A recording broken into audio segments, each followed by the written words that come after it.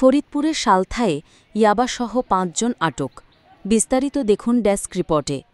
ফরিদপুরের সালথায় ইয়াবা ট্যাবলেট সহ ৫ জনকে আটক করেছে পুলিশ।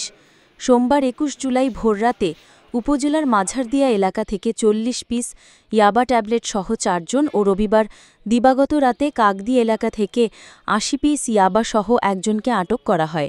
আটককৃতরা হলেন মাঝারদিয়া গ্রামের মামুন মোল্লা, সানি নিয়া, আলামিন, কুমারপুটি গ্রামের ইবাদাত হোসেন ও কাকদি গ্রামের ইয়ার আলী মোল্লা।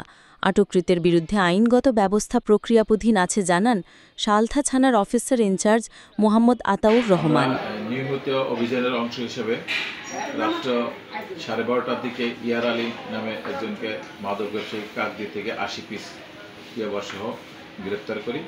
তার বিরুদ্ধে নিয়মিত মামলা হয়েছে এবং আজকে সকালে মাঝারদিয়া এলাকা হইতে মাদক ব্যবসায়ী মাদক সম্রাট মামুন সহ ৪ জনকে ইয়াবা সহ গ্রেপ্তার করা হয়েছে। ৪০ পিস ইয়াবা সহ গ্রেপ্তার করা হয়েছে।